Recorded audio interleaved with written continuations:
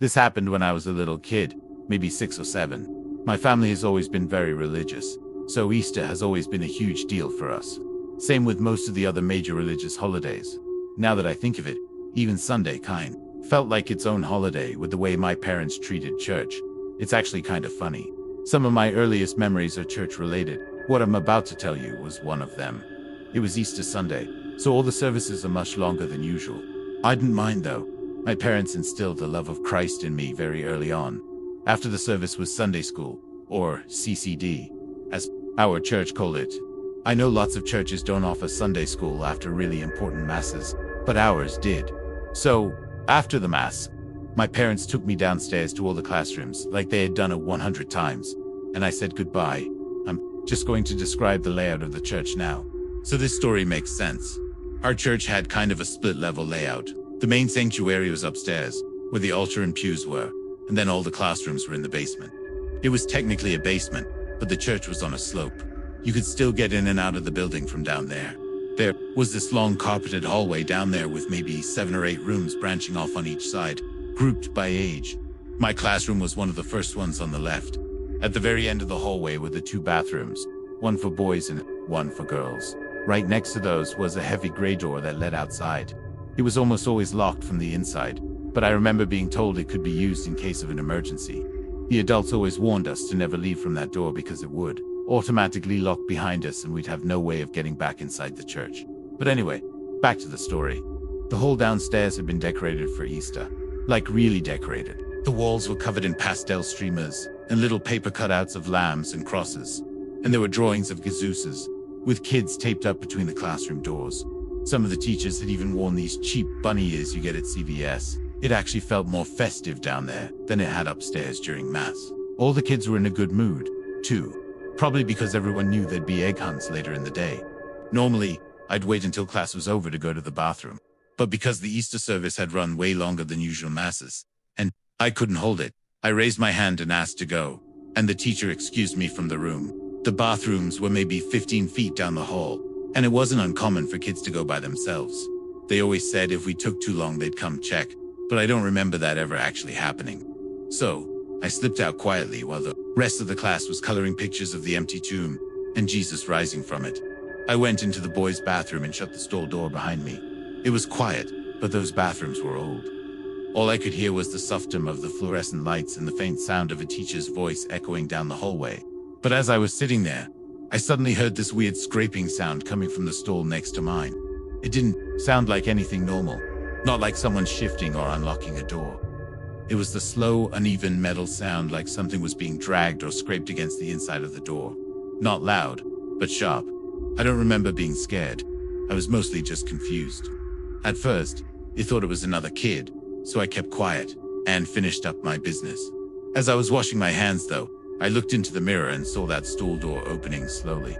But instead of another kid stepping out, it was a grown man wearing an Easter bunny costume. I remember the way the ears flopped forward a little and how the suit looked off.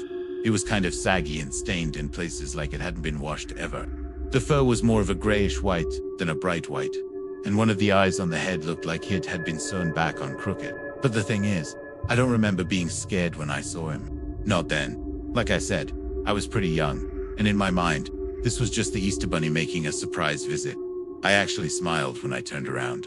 I think I even said something, like, "Hi." He didn't say anything at first, just stood there halfway out of the stall, staring at me. His head was tilted slightly, and he didn't move. I remember feeling a little awkward, like I wasn't sure if I was supposed to say something else. Then, after a long pause, he stepped all the way out and slowly raised one of his arms, pointing towards the door like he was guiding me out. That's when he finally spoke. His voice was muffled behind the costume, but I still remember the exact words. He said, "You're the lucky chosen child. I have a gift for you outside." I didn't even hesitate. I was excited, like genuinely thrilled at the idea that I'd been picked for some kind of specialist or surprise. I think the fact that this was happening in my church gave me a false sense of security or something. I pushed open the big gray door without thinking, twice, not even remembering that it was supposed to stay locked. The Easter bunny followed right behind, not saying anything else. He started walking across the pavement toward the far corner of the church parking lot. There was a car parked back there, mostly hidden from view by the dumpster and a few scraggly bushes, I remember thinking it was weird that he had parked so far away and that he didn't even have a basket of candy or anything. At one point he started holding my hand. We were maybe halfway across the lot when I saw it. A second Easter Bunny step in, out from a car he was leading me to. At first, I just stopped walking. My little brain didn't know what to make of it. I remember looking back and forth between the two of them, completely confused. I hadn't seen that car earlier, and now there were two Easter bunnies. Something about it didn't feel magical anymore. It just felt wrong. To this day, I've always thought of what happened next as an act of God. One of the teachers, I think her name was Miss Sabrina, just happened to be walking around the church, maybe heading out to prep for the egg hunt or check on something outside. She looked over at the parking lot right as I was being led over to the car. I'll never forget the sound she made. I've never heard a more terrifying scream in my life.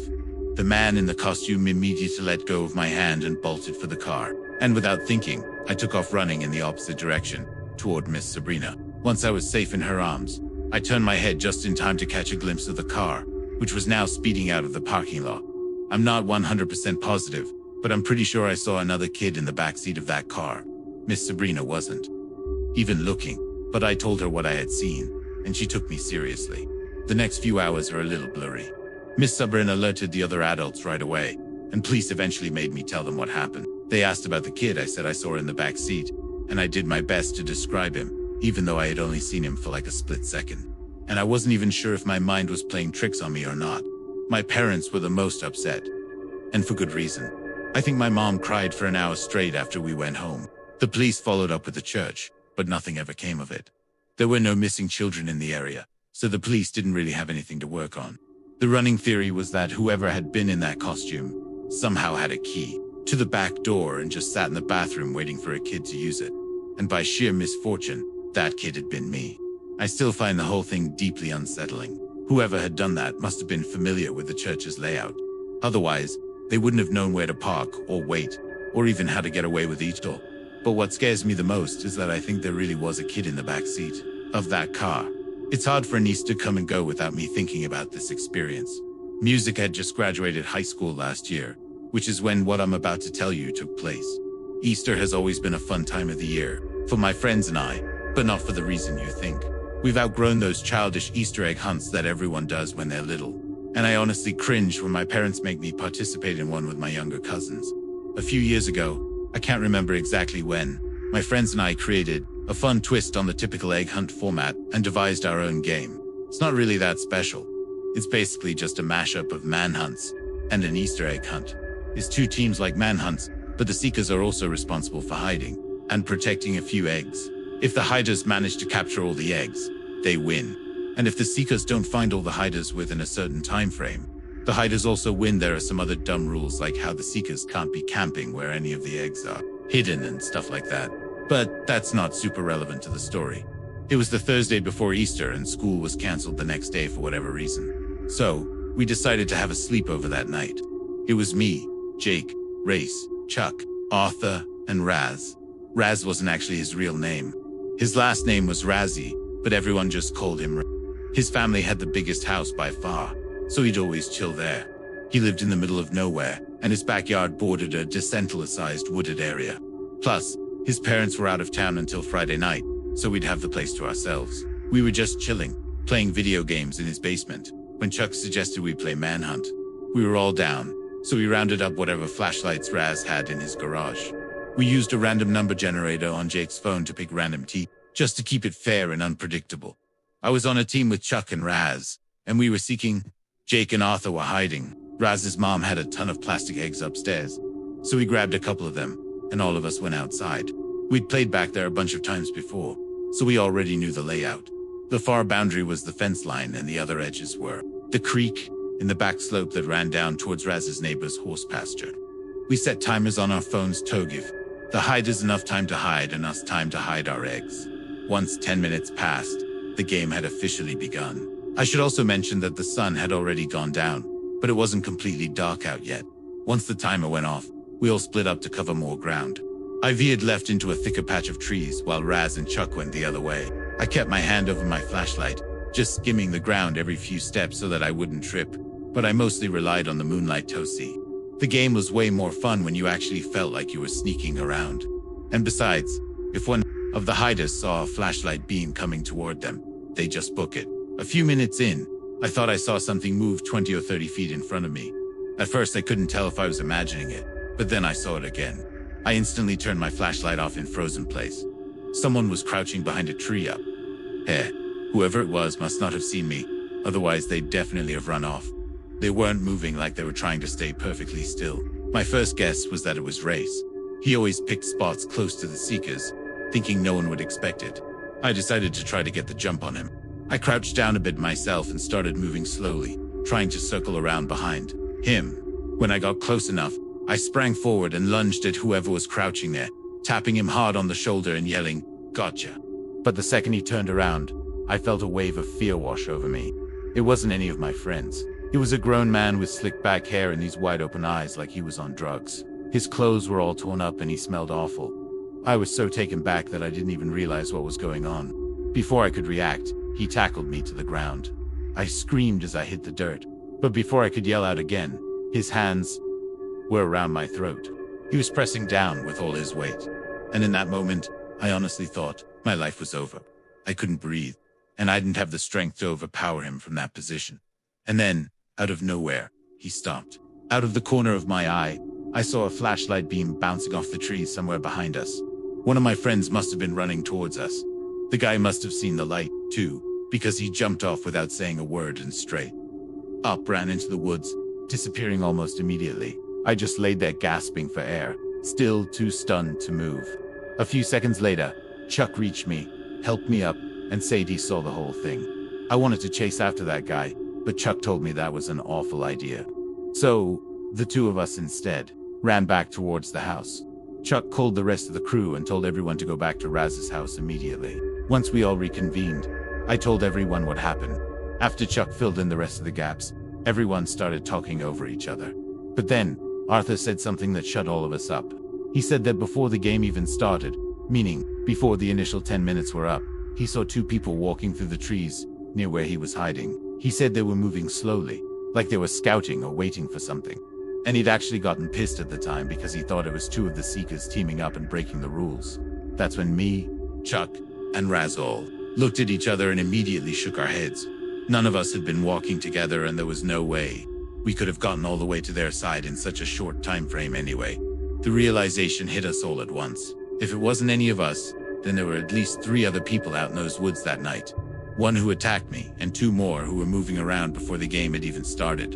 In that moment, I realized how smart I had been for listening to Chuck and not chasing after my attacker. He might have saved me from walking headfirst into an ambush. I told everyone we needed to call the cops. I mean, I had literally been attacked. But the second I said it, Raz cut me off. He got weirdly serious and said, "No, we're not calling anyone." I asked him what in the world he was talking about, and he said he was technically grounded, and beyond that, he wasn't allowed to host anyone while his parents were out of town, so involving the cops would get him in serious hot water. I told him this was a serious situation and worth involving the police, but he didn't budge. The rest of the guys were kind of stuck in the middle. No one wanted to put Raz in a bad spot with his parents, but I could tell that they were all having a hard time just pretending that the whole thing didn't happen. Eventually, I caved and agreed to not call the police and tried to just enjoy the rest of the night, but I was seriously shaken. I ended up going to bed early that night and left Raz's house the next morning before anyone else was awake.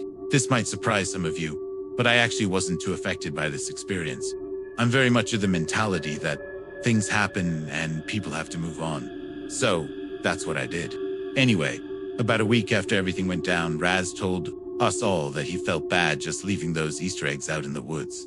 So, he had gone to collect them, even though he was scared out of his mind. We all got a good laugh out of that, but his comment made me think back to that night and contemplate my life a little. I have no idea what those men were doing in those woods that night, but I can confidently see that I won't be spending the night at Raz's place anytime soon. Anyway, I'm at college now and I'm far, far away from Raz's backyard. But being as Easter is coming up next month, I got reminded of this music story. Every Easter, my entire extended family takes the trip out to my Uncle John's house, who lives way out in the sticks. This past year was no different. Uncle John lives in a huge house that sits on a wide open stretch of land, which is surrounded by woods on Altais, even though I've been there before, many times actually. I've never actually wandered out in the woods behind his house before. I'm not much of a nature person, so I've never had much of an interest in the outdoors. I was dreading the trip, to tell you the truth. I've never really related much to that side of my family. They're all super outdoorsy, into hunting and fishing and stuff like that. And most of them have lived in the same place their whole lives. Anytime I'm around them, I feel kind of like the odd one out. On top of that, most of my cousins are way older than me, like already married with kids or working on some kind of farm. The only one even remotely close to my age is Kevin. He's a couple years older than me and actually pretty chill. We always end up sticking together during these family trips, just by default. He knows I don't really fit in with the rest of them, so he's usually good about keeping me company without making it weird. Anyway, we made the drive to Uncle John's late Friday night. I'm an only child, so it was just my parents and I in the car. I was exhausted from the drive, so I went to bed almost immediately. The next morning, Kevin and I spent a couple hours in Uncle John's basement playing pool table. Neither of us was any good, but it was better than sitting around upstairs. The house was already packed with relatives by then. You know what the usual holiday chaos is like. We mostly stayed downstairs, low-key avoiding it all. There was an ATV down there, so Kevin played some music off his phone, and the two of us talked about some dumb family drama not even worth mentioning here. While we played, Kevin kept going on about the woods behind Uncle John's house. He said they stretched out for miles, and that hardly anyone ever went far enough to see the cool stuff out there. He talked about how magical it felt and how beautiful the isolation was. I mostly just nodded along. Nature talk wasn't really my thing, but he clearly loved it. I'm not sure how, but later that day, Kevin convinced me to go on a nature walk with him. Like I said, I'm not a nature person by any means, but I was quite literally dying of boredom, which is probably why I agreed to tag along. We obviously told Uncle John where we were going. He's a really nice guy and always lets us younger people do what we want, a mentality I wish my own parents shared. Kevin took the lead once we got outside, cutting across the backyard and into the tree line like he'd done it 100 times before, which knowing him, he probably had. The woods were thick, but not totally wild. There was a kind of natural path that Kevin was following. It wasn't late in the day, so I wasn't super worried about the sun setting. But the deeper we went, the more I started to wonder how we were going to find our way back. After about 20 minutes of walking, I asked Kevin if he was sure he knew where we were, and he just laughed. He told me he knew these woods like the back of his hand, and that he'd been exploring them since he was a kid. We'd been walking for maybe another 20 minutes when we both stopped at the same time. From somewhere up ahead, we heard this loud thunk, like something heavy slamming into wood. It didn't sound like an animal or someone stepping on a branch. It was reoccurring like a pause, then another hit, then another pause, and another hit. It sounded like a hammer or mallet being driven against a tree. That's the best way I can describe it. Kevin looked at EM and I could tell he was trying to figure it out, too. That sound didn't sound too close, but it was loud enough to be clear. He told me it wasn't out of the realm of possibility that a hunter was wandering around in there. But even so, he definitely looked a little startled. Eventually, the sound stopped. I asked if he wanted to turn back, but he shook his head. I could tell he was curious now, and I'll admit, I was kind of, too. So, we kept walking in the direction we thought the sound had come from, both on high alert. We'd only been walking for a few more minutes when Kevin suddenly stopped and held his arm out in front of me. I froze, thinking maybe he'd seen someone in front of us, but then he pointed up into the trees. At first I didn't understand what I was seeing, but then it hit me. There were 3 upside-down crosses nailed into 3 adjacent trees, way higher up than anyone could have reached without a ladder. Easily 15, maybe 20 feet off the ground. Before we could even turn to leave, I saw a movement out of the corner of my eye. I whipped my head around, and to my horror, there was a person standing there. He was dressed like a lumberjack, with a thick beard and a very dark stare. Kevin stepped in front of me, partially shielding me from the guy's view. He stared at me, specifically, and said, "You shouldn't be here." Kevin immediately apologized to the guy and told him we were just leaving, which is actually what we did. That guy didn't move as we left. He just stared us down as we walked back the way we had come. I could feel my hands shaking. We walked back the whole way in silence, and I've never experienced a more tense moment in my life. The two of us kept turning around trying to make sure we weren't being followed, but there was no way to tell for sure. When we finally made it back to the house, we told Uncle John first thing. Like I said, he's a friendly guy, and he knows all his neighbors. So, I got a sick feeling in my stomach when he said no one he knew matched our description of the guy in the woods. He asked us a bunch of times if we had been followed, and we told him no. There wasn't much else for any of us to do. The idea of arming up and sweeping the woods, but Uncle John wanted to avoid confrontation and didn't want to lead anyone to his house. So Kevin and I went back downstairs to chill, and the rest of our relatives went back to whatever they'd been doing, likely planning for the Easter festivities. That whole encounter messed with my head way more than I let on. I ended up going to bed pretty early that night just to get my mind off of it. But because of that, I woke up way earlier than usual. Like, way earlier. I rolled over, checked my phone and saw that it was just after 5 a.m. The sun had just barely started poking over the horizon. But it was still mostly dark out. I tried to go back to sleep, but I couldn't. So I just decided to get an early start to my day. Uncle John has a study on the 3rd floor of his house, so I decided to go up there and see if there were any interesting books to read.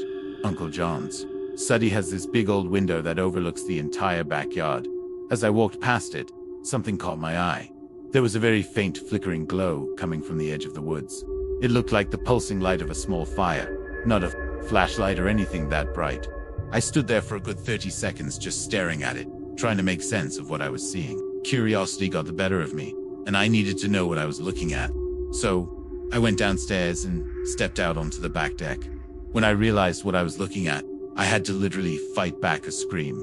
There were at least 3 figures, standing just past the edge of the woods, each holding a small torch. They weren't walking or moving around. They were just standing there, facing the house, facing me. I ran straight to Uncle John's room and woke him up, telling him what I saw. Without any questions, he grabbed his rifle, threw on a pair of pants, and told me to stay inside. He marched out onto the back deck and scanned the yard while I watched from the doorway. By that time, though, those people had retreated back into the woods. Without hesitation, he aimed his rifle up into the air and fired it 3 music times. That woke up the whole house, and the next 20 minutes or so was complete chaos. I'll just tell you that I can't think of a worse way to spend an Easter morning. The whole holiday was kinda off-ruined after that, and everyone was on edge for the entire day. Eventually, it came time for my parents and I to leave, and I can't say I was upset about it. This was like 9 months ago, and Uncle John has since told us that he hasn't seen or experienced anything strange. Still though, I would hate to be living in that house knowing there are psychos lurking somewhere nearby. I'll send an update should Uncle John tell us anything of note.